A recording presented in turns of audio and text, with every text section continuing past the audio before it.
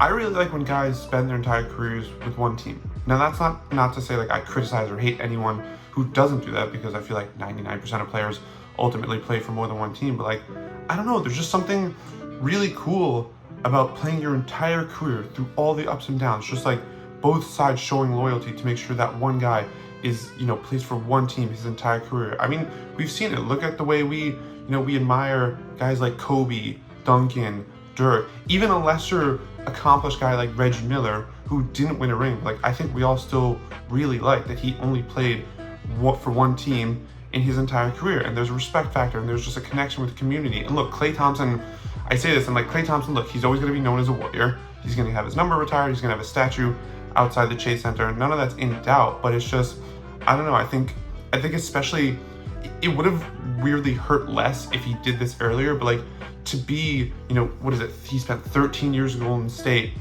to be so close to the finish line of finishing your career as a Warrior, and then to leave, like, it just feels so annoying, where it's like, dude, you were so close. Like, if you were gonna leave at a different time. But like, to leave now, it feels so frustrating on an individual level. But what's even more frustrating is the fact that now it also ruins, what I think they all talked about wanting to accomplish, which is that Steph, Draymond, and Klay, I think they've talked about how cool it would be to all retire as Warriors, because we've never seen that happen in the NBA. Like, the closest we got was the Spurs, but if you remember, Tony Parker played like 1 or 2 years in Charlotte in the end and ruined it for them. But like, again, like as special as this Warriors dynasty has been in its own right in terms of winning and everything they've accomplished, it would have been such a cool special bow to wrap on it if they all only played for the Warriors.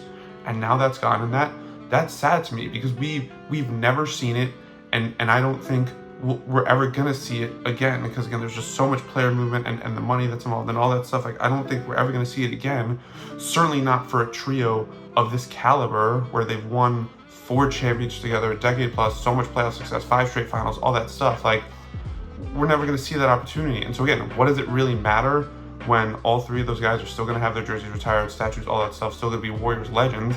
Maybe not much, but I just think it would have been really cool and like a really unique, special thing for all 3 of those guys to be able to say, hey, like, we only played for Warriors. We were Warriors for lives. That's all we ever played for. And Klay on an individual level as well, considering how much he meant just as much, obviously, as Steph and Draymond to that dynasty. And I kind of understand why he did it. It was a respect thing. He wanted the money that Golden State wasn't willing to give him, and loyalty is a two-way street. Loyalty is a two-way street, and as much as Klay probably wanted to stay in Golden State, he also wanted respect. And if the Warriors weren't willing to respect him by giving him the money that he felt he either deserved based on his play or what he had done for the team in terms of winning or sacrificing money previously, he felt he deserved that, and he wasn't going to accept less. And I understand that, because loyalty goes both ways, and if the Warriors weren't willing to do it, then screw them. Like, he's not just gonna he's not gonna bail them out based off loyalty. So I get it. I don't know. Basically, I think about Dwayne Wade, and when Dwayne Wade left to go to the Bulls, he left Miami to go to Chicago, back home. It was a similar thing where remember, Miami paid Hassan Whiteside, and then they were going after Durant and like Gordon Hayward, and like D Wade felt respected because he felt like he wasn't being prioritized, or he felt like he didn't get his money. And so it was like a similar thing, like he wanted respect, and Miami didn't give it to him, right? Loyalty goes both ways. But then like a few years down the line, like he said, like, yeah, like both him and Pat Riley said, like, yeah, it was stupid. Like, Dwayne Wade should have been a Heat for life. And so look, maybe like this is what Klay needs to go through to realize, like, maybe they need to be separate, to realize, to come to appreciate each other more. It's just a shame that it has to come to this for that appreciation to come, and the fact that they can't, come together and work it out, to make sure that Klay remains a Warrior for life. I think it's an embarrassment for Joe Lacob to not keep that man, to make him a Warrior for life. I think that's going to be a big stain on his, not necessarily legacy, but like tenure as Warriors owner. I know Pat Riley feels a lot of regret for the way he handled it with Wade, because with Wade, it was like same thing. Like, dude, like, you spent your entire career with Heat, you've won, like, and like he was so close to the end. He only played like a few more years, and for him to like not be a Miami Heat for life. Like, even now, like, I remember when Dwayne Wade put on the jacket that he got for making all the NBA's 75th anniversary team, like, it had like the Bulls patch and the Cavs patch, and like it just felt weird. And like for Klay, I mean, granted, Klay didn't make the 75 team, maybe he'll make the top 100 team, But like the fact that he's gonna have like that, however many years I guess he has left, like with the Mavericks or maybe with another team, like it just feels gross. And like I said, like maybe this is what both sides need to really learn how much they actually appreciate each other. Like sometimes that is a sad fact of life. Like you need to lose something to realize how much you love and appreciate it.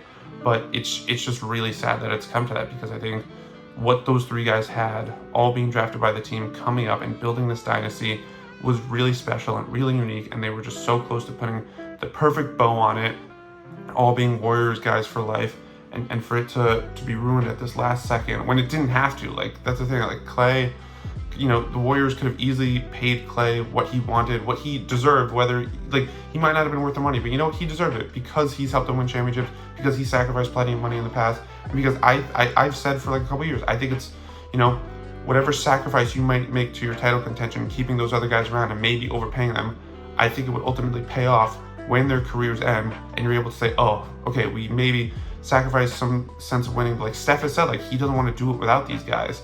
And so like I think they missed out on a really special opportunity to have those three guys only play for the Warriors for their entire career.